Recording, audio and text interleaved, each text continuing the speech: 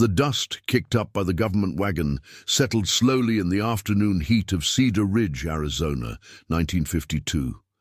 Main Street stretched like a scar through the heart of the small desert town, flanked by weathered storefronts and the dreams of people who'd learned to expect little from life. The wagon creaked to a halt outside Martha Sullivan's modest white house, its paint peeling like old skin under the relentless southwestern sun. Martha stepped onto her porch, wiping flour-dusted hands on her apron. At 43, she carried herself with the quiet dignity of a woman who'd buried her husband in Korea and her only son to pneumonia the winter before. Her graying hair was pulled back in a practical bun, and her blue eyes held the particular sadness of someone who'd learned that love often meant loss. Agent Harrison, a thin man in a rumpled suit, climbed down from the wagon with the weariness of someone who'd delivered too much bad news.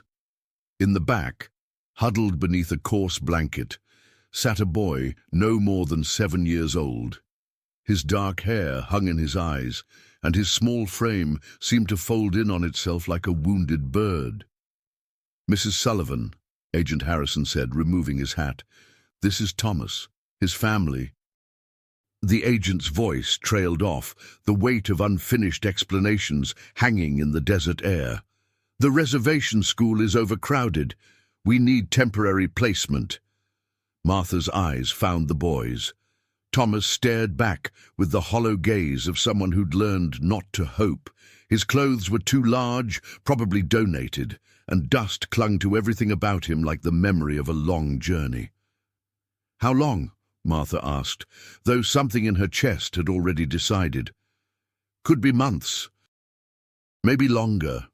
Harrison shifted uncomfortably. "I should mention there might be some resistance from the community.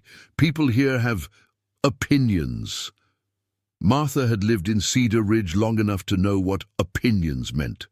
The town had been built on cattle ranching and copper mining, populated by families who'd fought their way west and weren't inclined toward what they saw as charity, especially not for Apache children. The wounds of frontier conflicts had scabbed over but never truly healed. "Thomas," Martha said softly, addressing the boy directly, "would you like to come inside?" The boy didn't respond, but his eyes flickered with something that might have been curiosity. Martha stepped down from the porch and extended her hand. After a long moment, Thomas took it, his small fingers cold despite the heat. As Martha led Thomas toward her house, she became aware of the faces appearing in windows along Main Street. Mrs. Patterson from the general store pressed her nose against the glass. Old Joe Martinez paused his sweeping to stare. By tomorrow, the entire town of Cedar Ridge would know that Martha Sullivan had taken in an Apache boy. Inside her kitchen, Martha poured Thomas a glass of cold milk and set out a plate of the sugar cookies she'd been baking. The boy sat at her small wooden table, hands folded in his lap, staring at the offering as if it might disappear. "Go ahead," Martha encouraged gently. "They're fresh." Thomas reached for a cookie with careful precision, as if afraid he might break something. He ate slowly, methodically, the way someone eats when they're not sure when the next meal might come. Martha busied herself at the stove, preparing a simple dinner of beans and cornbread. The silence between them wasn't uncomfortable. It was the silence of two people who understood that words weren't always necessary. Through her kitchen window, she could see neighbors gathering in small clusters, their conversations animated by the news of Thomas's arrival. That evening, as Martha prepared a bath for Thomas, she heard the murmur of voices outside. Through her living room window, she could see a small group gathered across the street. Bill Watson from the hardware store, the Petersons who ran the diner, and several others she recognized from church. Their voices carried on the still night air, fragments of conversation that made Martha's jaw tighten. Dangerous precedent. What's she thinking? That boy's people. Martha drew the curtains and focused on Thomas, who stood in the bathroom doorway looking lost and small. She'd laid out clean clothes, some of her son Danny's old things, carefully preserved in cedar chests that smelled of memory and hope. Later, as Martha tucked Thomas into Danny's old bed, she noticed he kept his eyes open, staring at the ceiling. The room still held traces of her son's presence, baseball pennants on the walls, a collection of smooth river stones on the windowsill, the faint scent of childhood dreams. "It's safe to sleep here," Martha said softly, understanding his vigilance. "I'll be right down the hall." Thomas's eyes found hers in the dim light from the hallway. For a moment, Martha thought he might speak, but instead he simply pulled the quilt up to his chin and continued his careful watching. Martha woke before dawn, as was her habit, and found Thomas already sitting at the kitchen table, fully dressed in yesterday's clothes. He sat with perfect stillness, hands folded, watching the eastern horizon through the window where the first hints of sunrise painted the desert in shades of amber and rose. "Good morning," Martha said softly, not wanting to startle him. Thomas turned his head slightly, acknowledgement without words. The first test came at 8 o'clock sharp when Mrs. Patterson knocked on Martha's front door. Through the screen, Martha could see the older woman's pinched face and the way she craned her neck to peer into the house. "Morning, Eleanor," Martha said, not opening the screen door. "Martha, dear, I wanted to speak with you about your situation." Mrs. Patterson's voice carried the false sweetness that preceded difficult conversations. "The whole town is talking, you know." "I imagine they are." "Well, it's just that people are concerned about the wisdom of this arrangement. That boy's people have a history with our families, Martha. My grandfather lost his brother in the Apache wars." Martha felt her spine straighten. "That was 70 years ago, Eleanor. Thomas is 7 years old." Through the kitchen doorway, Martha could see Thomas at the table, his small body tense with the awareness that he was being discussed. She made her decision. "Thomas," she called gently, "would you like to come meet Mrs. Patterson?" Thomas appeared beside her, still silent, still watchful. Mrs. Patterson's expression tightened as she looked down at the boy. "Thomas, this is Mrs. Patterson. She runs the general store." Martha placed a protective hand on Thomas's shoulder. "Mrs. Patterson, this is Thomas." The boy looked up at Mrs. Patterson with those dark, steady eyes.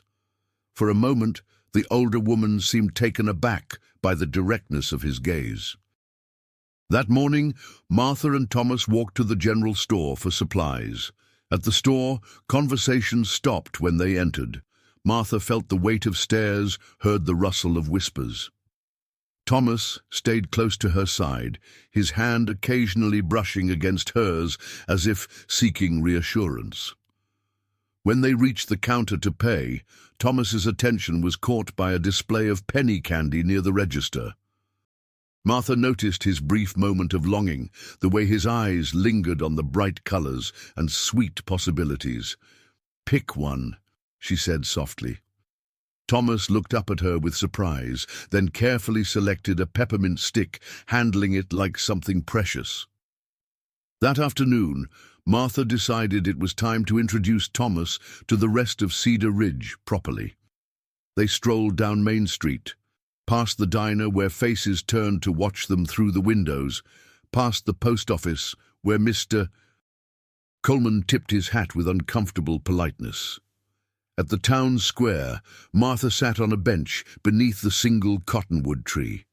Thomas sat beside her, still working on his peppermint stick, watching the patterns of light and shadow on the ground. "This is a good town," Martha said, as much to herself as to Thomas. "The people here work hard, care for their families. They're not bad people, just set in their ways." Thomas looked up at her, and for a moment Martha thought she glimpsed something in his expression, not quite understanding, but close to it. That evening, as Martha prepared dinner, she heard voices outside again. This time they were louder, more heated.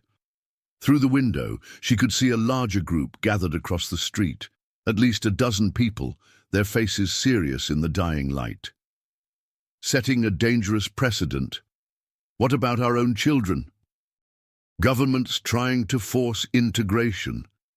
Martha set down her wooden spoon and looked at Thomas, who had gone very still at the kitchen table. His dark eyes were fixed on the window, on the crowd of people whose voices carried anger and fear. "Thomas," Martha said softly, "look at me." Slowly, Thomas turned his gaze to her. "Those people are afraid," she said. "Not of you. They don't even know you. They're afraid of change, of things being different than they've always been. Fear makes people say things they don't always mean." Thomas nodded slightly, but Martha could see the hurt in his eyes, the way he seemed to shrink into himself. "But this is our home," she continued firmly, "and no one gets to make you feel unwelcome in your own home." 3 weeks into Thomas's stay, the whispers had crystallized into something harder.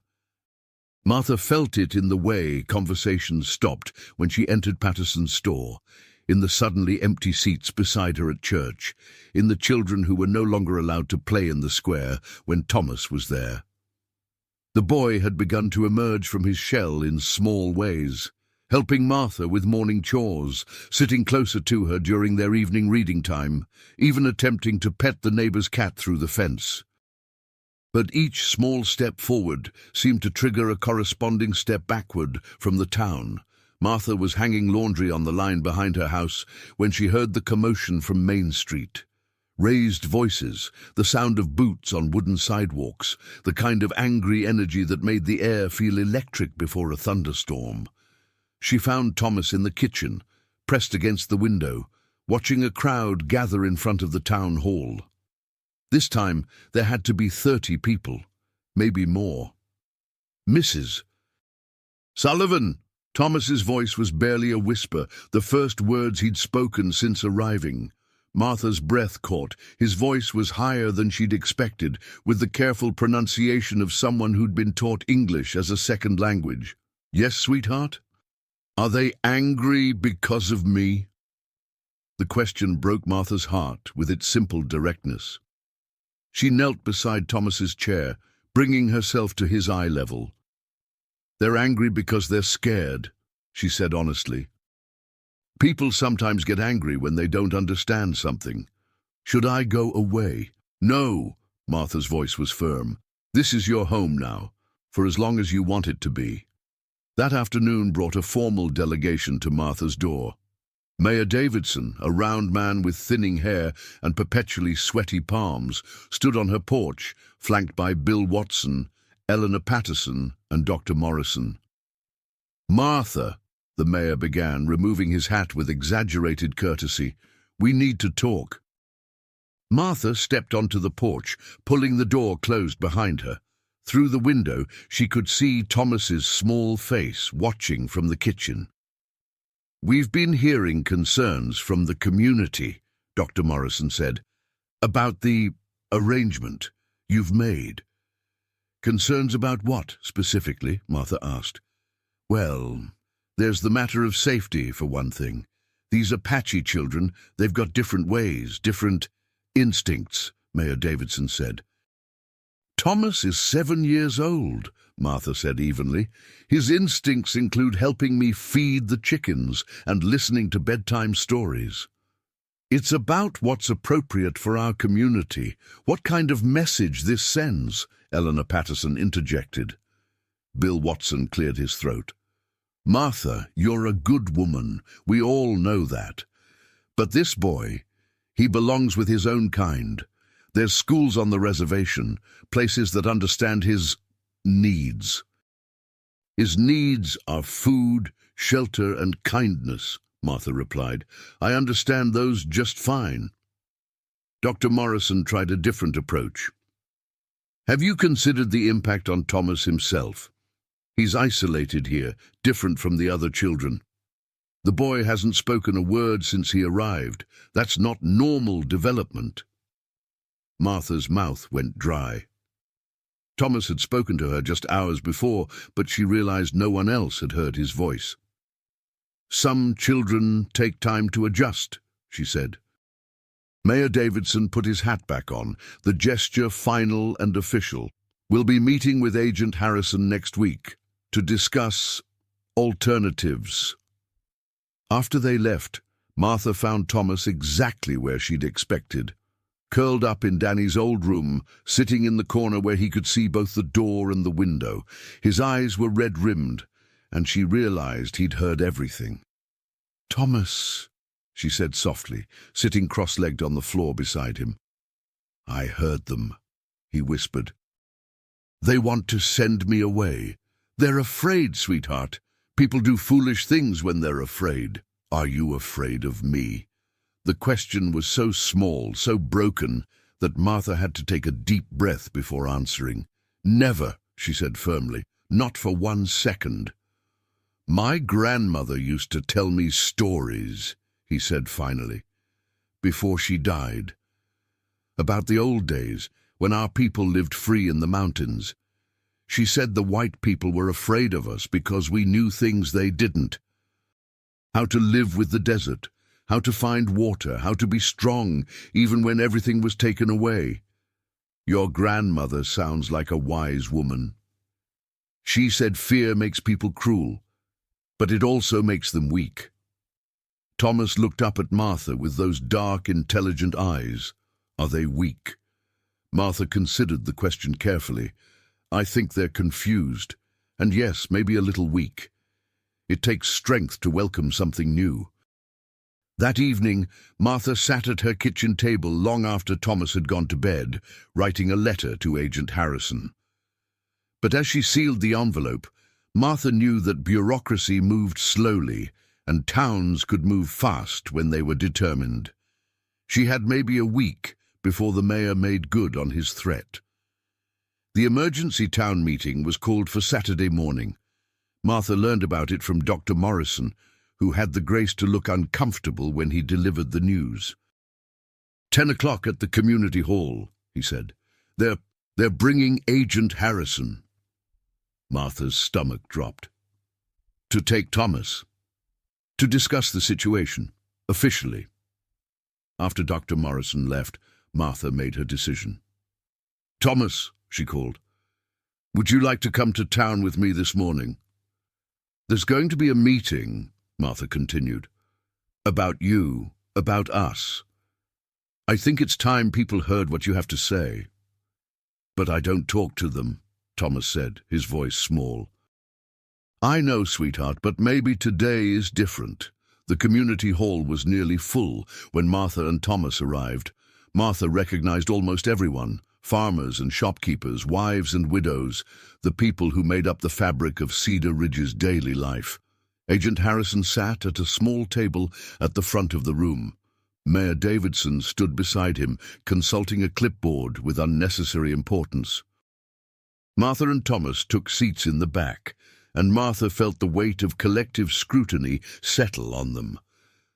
"Ladies and gentlemen," Mayor Davidson began, "we're here to discuss the temporary placement that's been made with Martha Sullivan and the Apache child."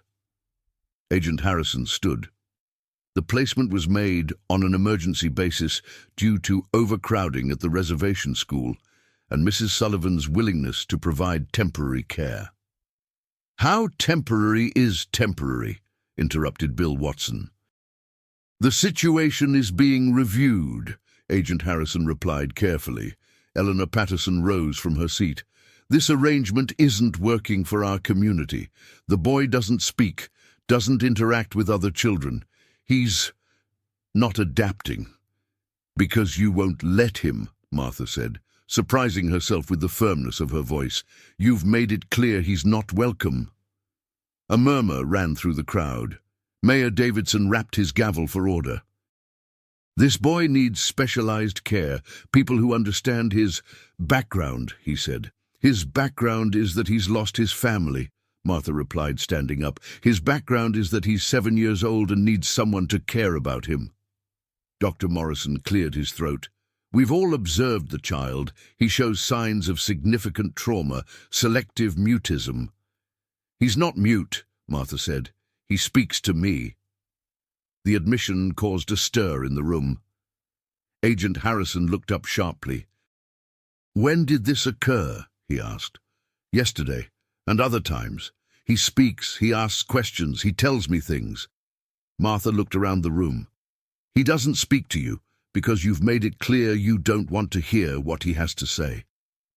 Perhaps we should hear from the boy himself, Agent Harrison suggested. Thomas, would you like to say something? Every eye in the room turned to Thomas, who had grown very small in his chair. Martha felt him tremble beside her. It's okay, Thomas whispered, so quietly only Martha could hear him. Thomas stood up slowly, his small frame barely visible over the backs of the chairs. The room fell completely silent. For a long moment, Thomas said nothing. Then he walked to the front of the room, his steps steady but small. He turned to face the crowd, his dark eyes serious and unafraid. My name, he said in a clear, strong voice that carried to every corner of the room, is Thomas. The simple statement sent a ripple through the crowd. I know you think I don't belong here, Thomas continued, his voice growing stronger. I know you're afraid of me because I'm different, because my people and your people fought a long time ago. Martha felt tears prick her eyes. But I'm not a warrior, Thomas said. I'm just a boy who lost his family, who had nowhere to go, who was scared and alone until Mrs. Sullivan opened her door. Ood! The room was so quiet, Martha could hear the wind moving through the cottonwood tree outside. My grandmother told me that the measure of a people isn't how they treat their own, but how they treat strangers, how they treat the lost ones, the broken ones, the ones who have nothing to offer in return. Thomas paused, looking directly at Eleanor Patterson, then at Mayor Davidson, then at Agent Harrison. Mrs. Sullivan didn't take me in because she had to. She didn't take me in because someone paid her or because it would make her look good. She took me in because she saw a child who needed help, and she decided to help. Thomas's voice began to waver slightly, but he continued. She reads to me every night. She makes me breakfast every morning. She doesn't care that I'm Apache or that my skin is darker or that I don't know all your customs. She just cares that I'm safe and fed and loved. The word loved broke something open in the room. Martha saw Mrs. Henderson wipe her eyes with her handkerchief. Even Bill Watson was looking uncomfortable. I know some of you think I should go back to the reservation, Thomas said. Maybe you're right. Maybe that's where I belong.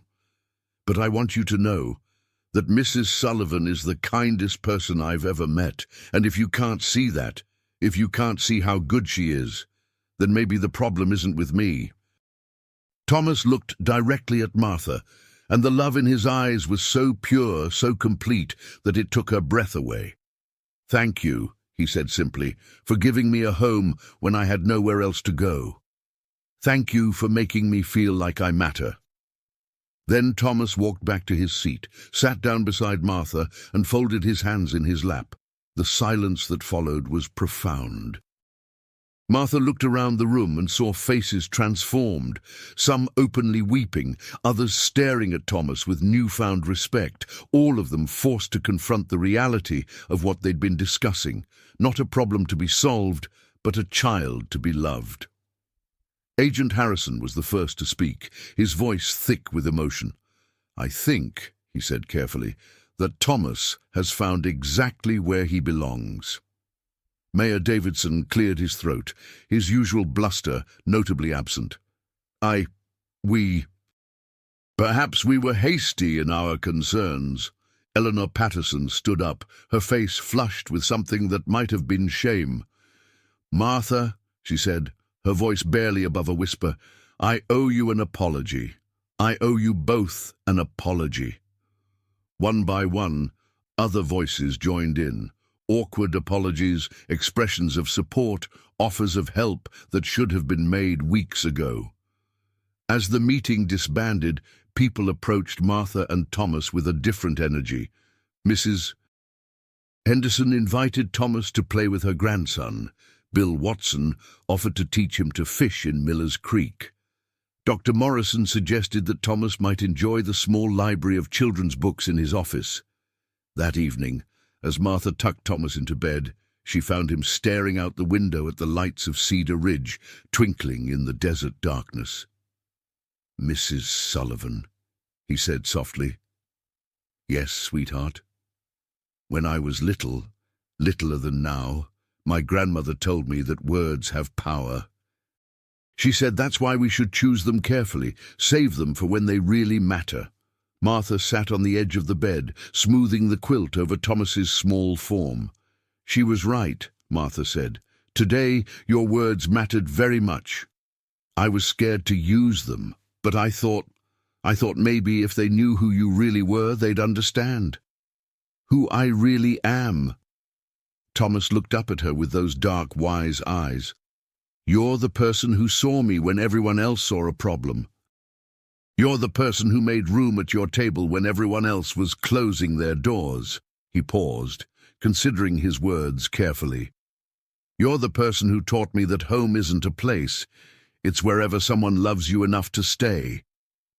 Martha felt tears slide down her cheeks, but they weren't tears of sadness.